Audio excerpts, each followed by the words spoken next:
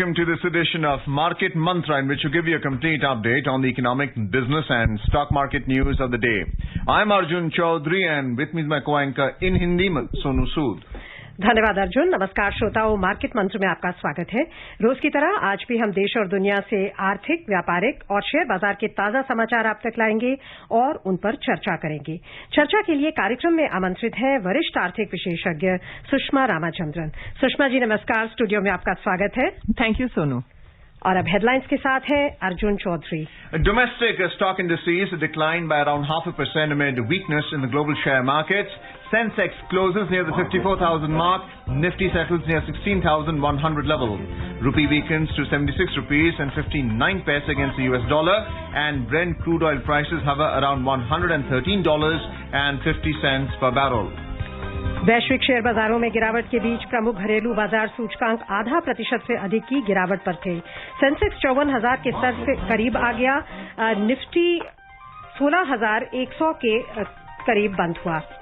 रुपए में डॉलर के मुकाबले आई गिरावट और ब्रेंट कच्चे तेल का मूल्य $113.50 प्रति बैरल के करीब रहा।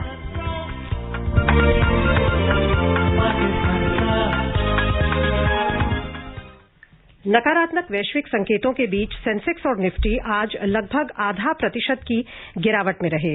बंबई शेयर बाजार का सेंसेक्स 54,000 के स्तर के करीब बंद हुआ और नेशनल स्टॉक एक्सचेंज का निफ्टी 16,100 के आसपास रहा। सेंसेक्स 236 अंक टूटकर यानी 0.43% कम होकर 54,053 पर बंद हुआ। निफ्टी में 0.55% की गिरावट आई और 90 अंक टूटकर 16,125 पर बंद हुआ। विस्तारित बाजार की बात करें तो यहां गिरावट तुलनात्मक रूप से अधिक थी। बीएसई मिड कैप सूचकांक 0.85% की गिरावट में रहा। स्मॉल कैप सूचकांक में 1.14% का नुकसान दर्ज हुआ। Sensex and Nifty today fell around 0.5% amid negative global cues. Sensex at the BSE closed near the 54,000 mark, while Nifty at the NSE settled near 16,100 level.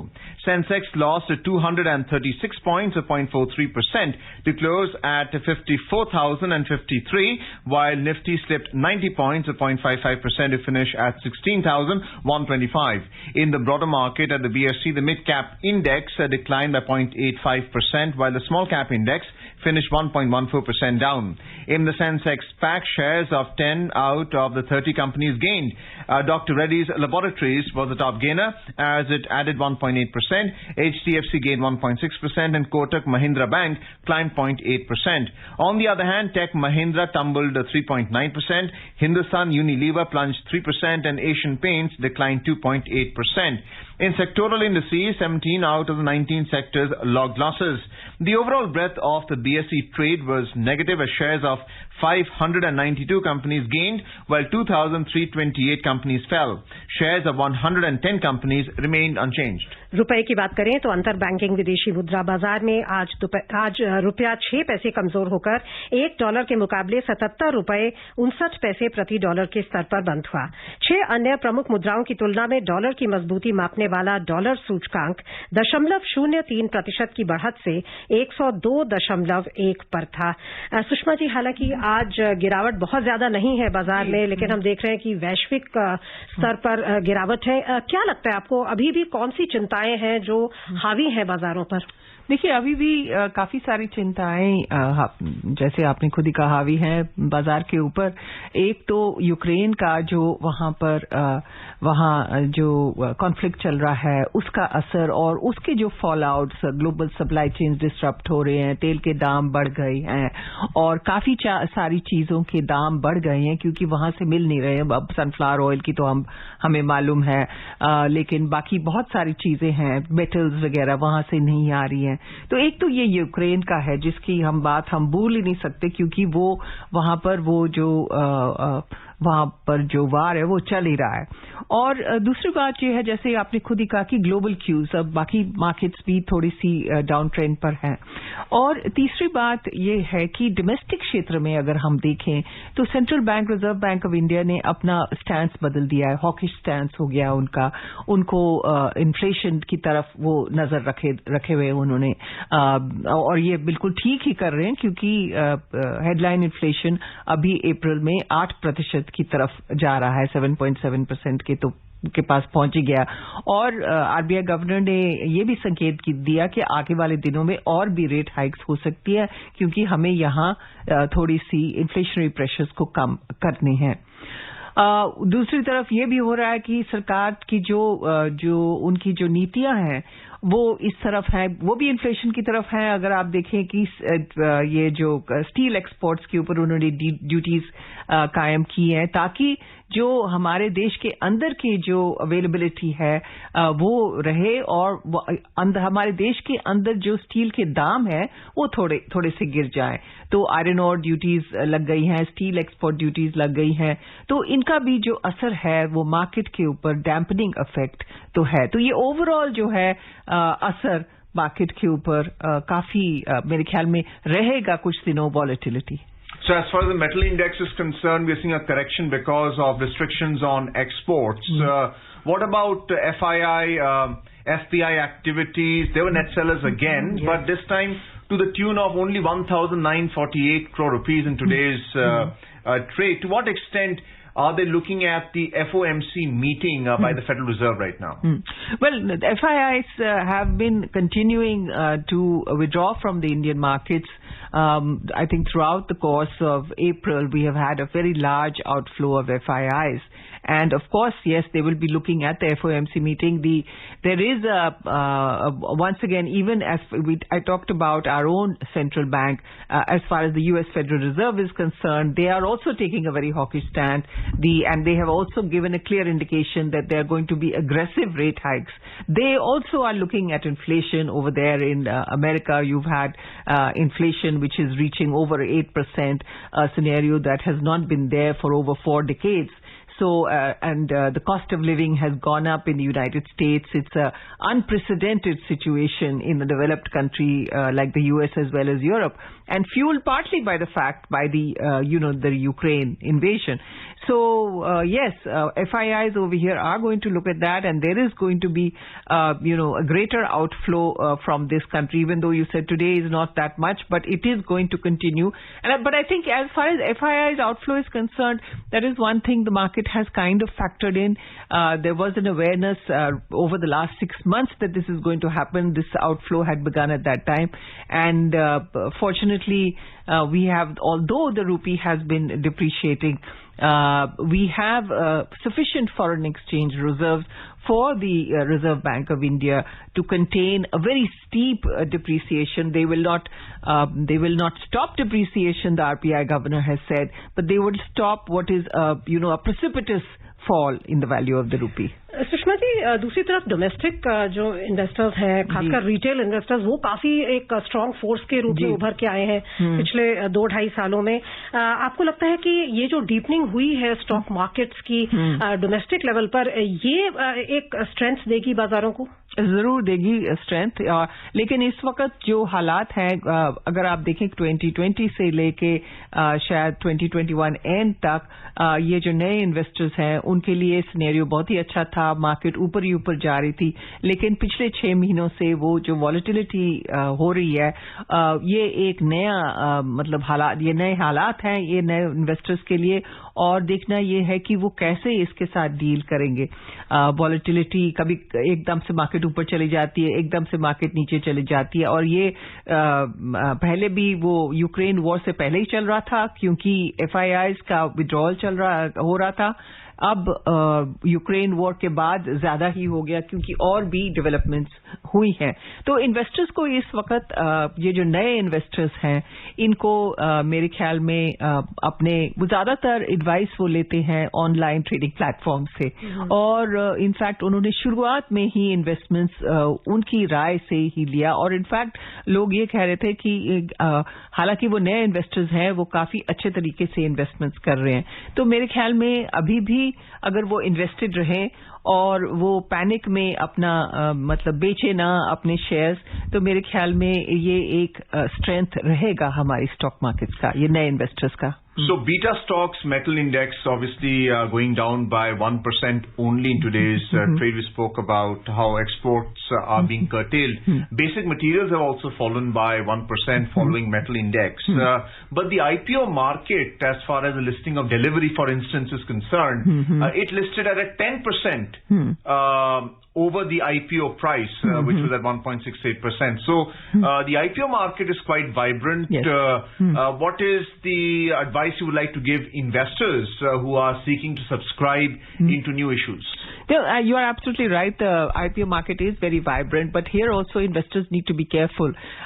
If you see for instance, the LIC IPO, I mean, the price at which it was quoted at that time, and now the price that is being quoted in the market, I mean, there are disappointments, and that has been happening over the last year or so. You know, the very big IPOs that had come in of the unicorns, they were also, I mean, Paytm, of course, is the big story that, and everyone now talks about how you have to be very careful in valuation of IPOs. So there, I think investors have to be careful, and they have to do their due diligence before going ahead and making investments, and recognize that this could happen, that you could buy at one price and then find that it is being listed at a much lower level, because we have seen this in recent times. So I think there need to be caution and to invest selectively, not just in every IPO that comes out. एक और जो आपने point पहले raise किया था कि long term horizon होना अभी जरूरी है. Long term horizon is very important. In equity markets generally, long term horizon is always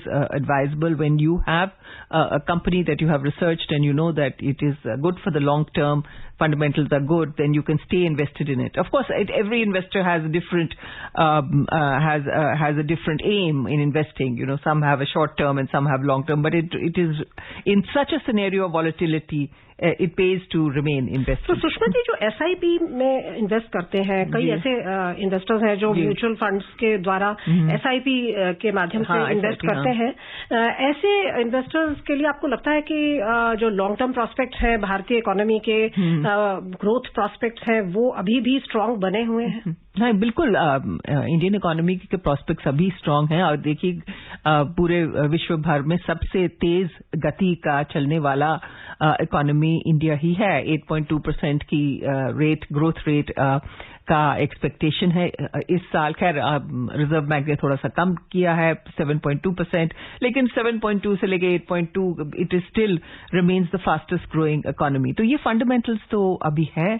और जैसे आपने कहा कि जो SIPs में इन्वेस्टेड है म्यूचुअल फंड्स में, तो उनका ऐसे लोग जो हैं वो जनरली लॉन्ग टर्म इन्वेस्टर्स होते हैं, और उनके लिए ये अश्योरेंस कि ये हमारी इकोनॉमी अभी अपवर्ड ट्रेंड पे है. अगर आप देखें for instance GST collections 1.68 lakh crore वो अप्रैल में ये रिकॉर्ड लेवल हुआ है. तो economy is coming back on track. हालांकि बहुत सारी जो हमने देखा, और एक्सपोर्ट्स का अगर आप देखें तो हर महीने उसके बाद जो $400 बिलियन था पिछले फिस्कल का अप टू मार्च एंड, उसके बाद भी रिकॉर्ड लेवल ऑफ एक्सपोर्ट्स हर महीने आ रहा है. तो ये जो फैक्टर्स हैं अभी भी अच्छे हैं. हाँ, हालांकि हम ये नहीं कह सकते कि बिल्कुल हम अच्छी स्थिति में है. जरूरी बहुत चैलेंजेस हैं इस वक्त, और वो एक तो बड़ा चैलेंज है इन्फ्लेशन का, दूसरा तेल के दाम का, दोनों इकट्ठे मिले हुए हैं समझ लीजिए. तो अभी सब कुछ ठीक ठाक नहीं है, लेकिन अपवर्ड ट्रेंड पे जरूर है. The VIX, the volatility index that you're mentioning, is above 25, and if you look at the Robinhood investors and you look at day traders between now and Thursday when you have the FNO expiry for the month, do you expect the volatility in fact go up right now, and how should investors at least defend their position for this week? So I think it's not just a question of this week. I think for every week now that the volatility is continuing and you're having the impact of global developments on the Indian markets. And these developments are stemming, essentially it is coming from the entire fallout of the Ukraine war, Russia's war in Ukraine. And it's all, I think everything is stemming from that, whether you get oil prices or you get global supply disruptions, metals issues, volatility is that. So whether it is this week or whether it is next week, I think that investors must, stay invested. And of course, at lower levels, of course, they can sell out. When once they sell out, they have to remember that it can go lower than that. But if that is the level at which you want to sell out, don't get panicky. So, and I think, as I mentioned earlier, that I think these young new investors are getting very good advice from the trading platforms, and they seem to be now the strength of the market. इस चर्चा को जारी रखेंगे, एक छोटा सा विराम लेंगे, उसके बाद उपभोक्ताओं तक पहुंचने का सुलभ और सस्ता माध्यम है आकाशवाणी। आकाशवाणी के विभिन्न केंद्रों से कीजिए अपने उत्पादों और सेवाओं का प्रचार विज्ञापनों के माध्यम से। लोकल और राष्ट्रीय स्तर पर कीजिए अपने बिजनेस का विस्तार, क्योंकि आकाशवाणी में विज्ञापन बुकिंग हुई बहुत ही आसान। अब घर, दफ्तर या दुकान पर बैठे बैठे आप कर सकते हैं विज्ञापनों की बुकिंग। डायल कीजिए 870-001-4242। नंबर एक बार फिर नोट करें, 870-001-4242। मार्केट मंत्र में आपका फिर स्वागत है। जैसा आपने कहा सुषमा जी की इन्फ्लेशन जो है वो मेजर वरी है, एंड आरबीआई अपना कदम उठा रहे हैं मॉनेटरी पॉलिसी। उन्होंने इनफैक्ट ऑफ साइकिल 0.4% की इंटरेस्ट रेट बढ़ाने का कदम उठाया। एक फिस्कल जो स्टेप्स लिए गए हैं, एक्साइज ड्यूटी कट जो किया गया है पेट्रोल और डीजल पे सैटरडे को, आपको लगता है इससे भी सेंटिमेंट को बूस्ट मिलेगा, इन्फ्लेशनरी एक्सपेक्टेशंस को थामने में मदद होगी? बिल्कुल, बहुत बहुत ज्यादा इसका असर होगा, क्योंकि फ्यूल प्राइस पास थ्रू एक बहुत बड़ा मुद्दा रहा है। और अब जो रेट्स हो गए हैं, एक्साइज ड्यूटी के रेट्स, वो 2014 के लेवल पे आ गए हैं। और वो जो सरकार की तरफ जो क्रिटिसिज्म था कि उन्होंने बहुत ज्यादा एक्साइज ड्यूटी को बढ़ा दिया है, तो वो भी क्रिटिसिज्म हट गया है। लेकिन अब उन्होंने वो भी हटाया। अब हमको ये देखना है कि जो इंडिविजुअल स्टेट्स हैं वो अपना वैट को कम करेंगे कि नहीं, क्योंकि तेल एक चीज है जिससे केंद्र सरकार भी और जो स्टेट्स हैं दोनों उससे काफी उनको रेवेन्यू मिलता है। और हम कह सकते हैं कि भाई उन्होंने रेट्स टैक्सेस बहुत लगाए हैं, लेकिन अगर आप देखें पूरे विश्व भर में कि ज्यादातर देश यही करते हैं, क्योंकि ये एक आसान तरीका है टैक्स लेने का और रेवेन्यू यहां से बढ़ती है। तो बाकी के अगर आप डेवलप्ड कंट्रीज में देखें, जर्मनी, यूके और बहुत सारे देशों में उनका भी टैक्स लेवल उतना ही है जो हमारे देश में है। और ये अभी बहुत इंपॉर्टेंट है, क्योंकि वेलफेयर मेजर्स की बहुत जरूरत है ऐसे समय पर जब पैंडेमिक आया पिछले 2 सालों में, जो इतने सारे वेलफेयर मेजर्स सरकार के आए, उसके लिए भी एक रेवेन्यू सोर्स का होना, हाँ वो तो है, बैलेंसिंग एक्ट है। पर उसका अभी जो सरकार ने अभी कटौती की है वो इसलिए की है क्योंकि रेवेन्यू कलेक्शंस बढ़ गए। जैसे मैंने अभी बात की है कि 1.68 लाख करोड़ जीएसटी कलेक्शंस वो रिकॉर्ड लेवल पे पहुंच गए हैं और पिछले 9 महीने से 1 लाख करोड़ से ऊपर आ रहे हैं जीएसटी कलेक्शंस। तो इससे ये पता चलता है कि रेवेन्यू कलेक्शंस काफी बॉयंट हैं और सरकार को बहुत ज्यादा बहुत ज्यादा टेंशन नहीं होनी चाहिए इसके ऊपर। हालांकि बहुत आउटफ्लो तो बहुत है ये जो उन्होंने कटौती की है, लेकिन they will be able to manage. शायद ज्यादा मार्केट बोरोइंग्स करेंगे इस साल, लेकिन हाँ ये जो उन्होंने कटौती की है इसका असर मार्केट पे बहुत अच्छा होगा। इन्फ्लेशनरी प्रेशर्स थोड़े से कम हो जाएंगे अगर स्टेट्स साथ में मैचिंग कटौती कर ले तो और भी अच्छा रहेगा। So this management of consumption taxes is basically because of what's happening with the Russia-Ukraine war, with the supply disruption of commodities. Now you also have the Quad dialogue where China is being sought to be checked from annexing Taiwan. How do you see that as a global risk on supplies of vital electronics, including your sensors that come from Taiwan, for instance? How do you see this playing out? This is of course a very, very important issue. It's very sensitive, and I think one that's a very interesting thing is that this meeting, of course, we have talked about this Indo-Pacific Economic Partnership, but earlier also at the last meeting of the Quad, which was several months ago, there was talk of the Quad setting up a semiconductor units. Now, semiconductors are typically, they cannot be done just in one country. You require a global supply chain that you'll have one bit of it in fab units in one fab plants in one country. We call it a foundry, in fact. Foundry and fab plants, both things. And they are located in different countries. It's one of the very important critical items of modern living that is distributed over various countries. So the idea was that you have technological expertise in Japan, you have human expertise in India, you have a lot of electronics expertise also in Australia and the US, and to harness that together, they will set up these semiconductor units. And the plan was started about 4 or 5 months ago. Of course, it would take a long time to come to fruition, but I think that was a wonderful first step. And I'm sure that the Indo-Pacific Economic Partnership will also focus on that, because Indo-Pacific Economic Partnership is not going to focus on tariffs like a normal trading body, like a regional trade bloc. They're going to focus on synergies in areas like this.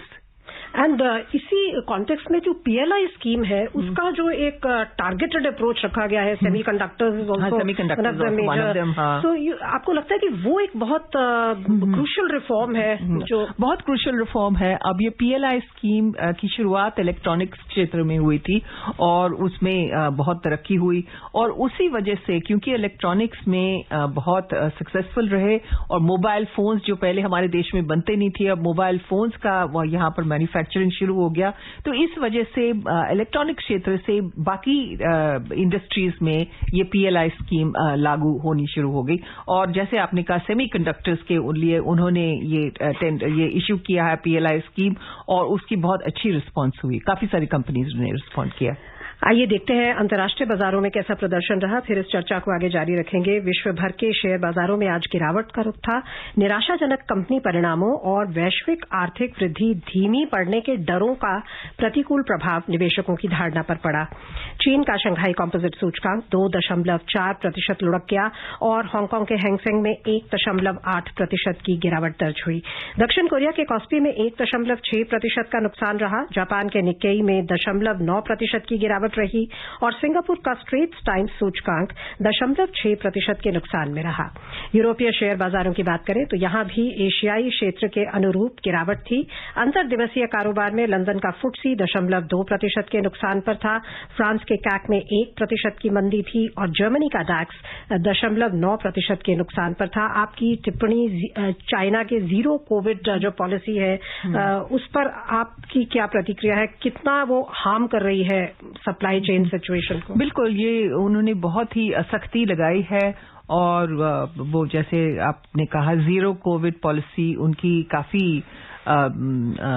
मतलब इतनी strict है कि इस वजह से movement curves हैं. Shanghai जैसी जगह में जहां बहुत बड़ा मैन्युफैक्चरिंग फैसिलिटीज हैं, वहां पर बीजिंग के आसपास भी हैं. तो ये जो इन्होंने एकदम से अब डिक्टेटोरियल देश तो है ही है, तो ये डिक्टेटोरियल तरीके से उन्होंने ये फैसला लिया है. हालांकि कोविड ग्रेजुअली ये जो बीमारी है मेरे ख्याल में बाकी देशों में ये एंडेमिक होती जा रही है, कि एपिडेमिक पैंडेमिक से लेके एंडेमिक होती जा रही है. और मेरे ख्याल में उनको थोड़ी सी लीनियंसी दिखानी चाहिए इन चीजों में पर, और उनकी जो ऐसी पॉलिसी से पूरे विश्व भर में इसका असर हो रहा है.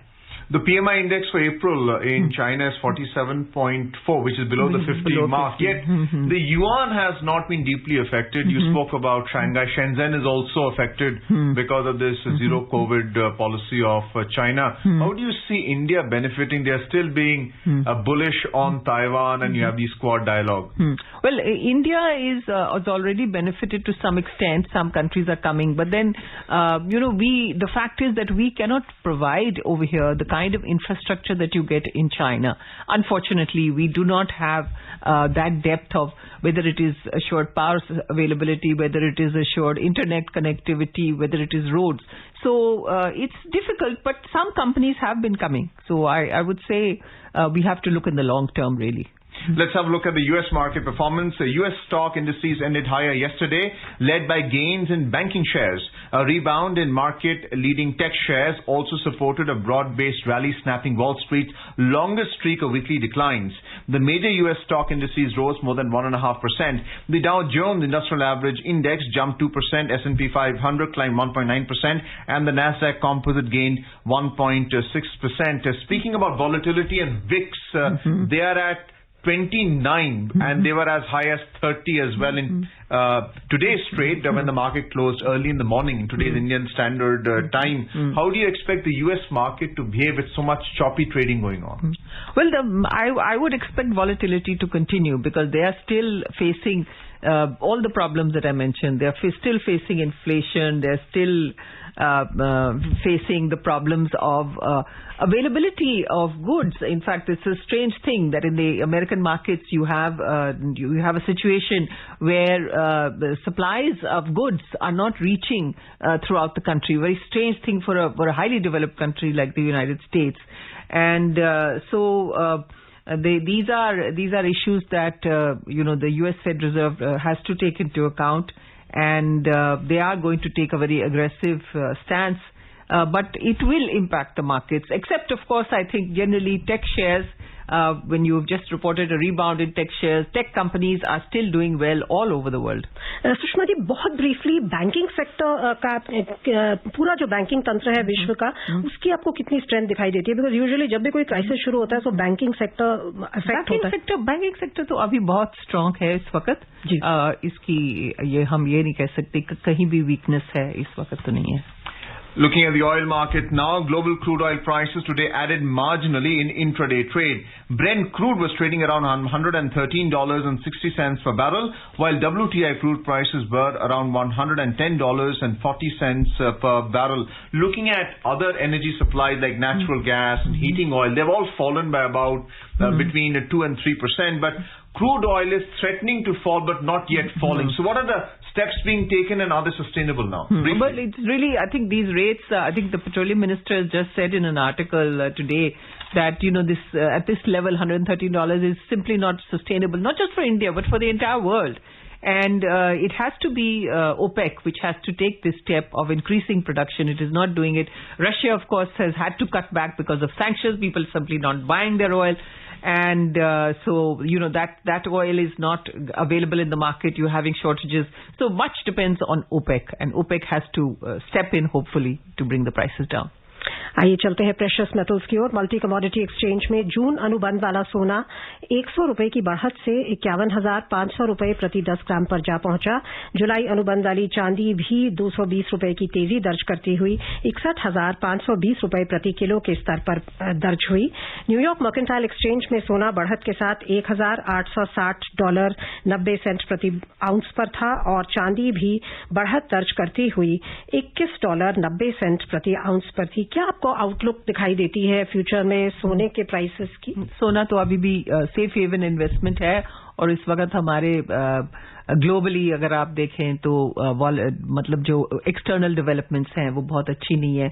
तो मेरे ख्याल में जो आउटलुक है सोने के लिए और चांदी के लिए दोनों इस वक्त अच्छा ही है. समय समाप्त हो गया है, सो हमें चर्चा को भी यहीं समाप्त करना होगा. आप आई स्टूडियो में हमारे श्रोताओं को बहुमूल्य जानकारी दी, उसके लिए आपका बहुत बहुत धन्यवाद Sushma ji. Thank you Sonu. And before we close, a reminder of the headlines. Domestic stock indices declined around 0.5% amid weakness in the global share markets. Sensex closes near the 54,000 mark. Nifty settles near 16,100 level.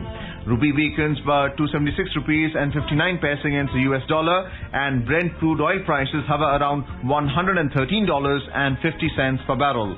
And that's it in this edition of Market Mantra for now. Goodbye. Market Mantra.